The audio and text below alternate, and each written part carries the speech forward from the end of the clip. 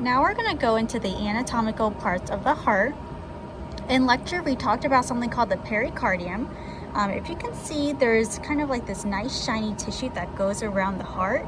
This is that pericardium, which is really there for the lubrication and protection of the heart. So that is the pericardium.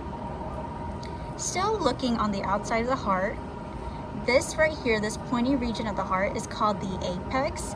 This is really great in just identifying the orientation. So the apex means, we're looking at the heart down.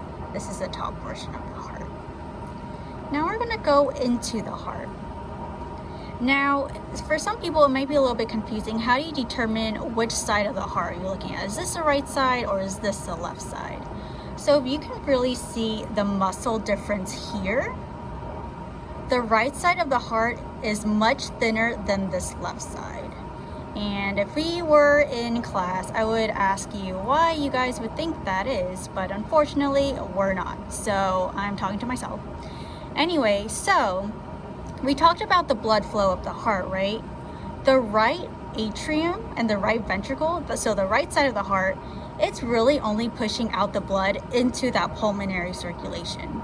So thinking about our own body, heart is here, lungs are literally next door. Do you need a lot of pressure and a lot of strength to push the blood out into the lungs? Not really, because they're right next door, right? The left side of the heart actually needs to push the blood, all of the oxygenated blood, into the rest of the body. That's systemic circulation. So all the blood is coming from the heart. It's going all the way up to our brain, all the way up down to our tippy toes. So it's gonna need a lot of strength and a lot of force to be able to push that blood out. And just looking and seeing people that work out at the gym, if you work out a muscle a lot, it's gonna be a lot bigger and stronger. And that's one way you can determine the different locations of the heart. Right side, it's going to the lungs. Left side, it's going all the way out to the body, and that's why it's so thick and muscular. On the outside of the heart, you might be wondering, what are these little flaps here? So these are called auricles. These are something that we may want to ask you on the test. You can even see it here too. They kind of look a little wrinkly. So auricles really mean ears. So they're kind of like the ears of the heart. You can see here as well. These really help with that surface area and creating more space when the blood is flowing into the right atrium. So that's where they are here. Moving down into that tricuspid valve, we see these kind of string-like features. And if you can see, the valves of the heart, I can't see it very well here, they're really thin little flaps. Like just looking at this tissue, it's not a really thick piece of tissue. And you may be wondering, how is blood not flowing back up from the valves if it's just like this nice thin piece of tissue? So that's why the heart has something called chordae tendineae, which is right here. And these really shut that valve tight when the blood flows in. And that prevents that backflow of blood into the atrium when it's just supposed to be flowing down. And chordae tendineae, if you've heard that saying, pulling at my heartstrings, that's kind of what the heartstrings, that's what they're referring to. It's the chordae tendineae.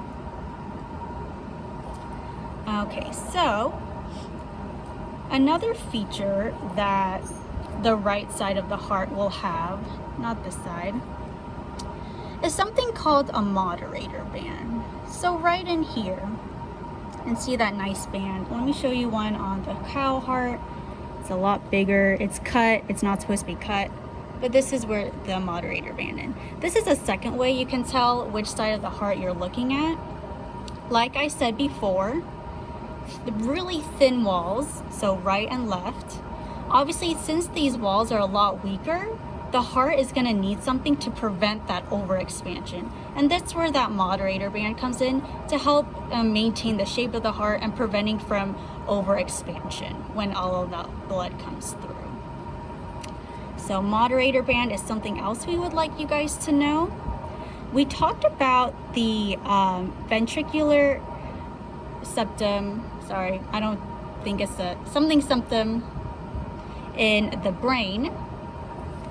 So, and I remember I told you guys that I want you guys to be really specific when naming the parts of the brain because there's different septums in the body.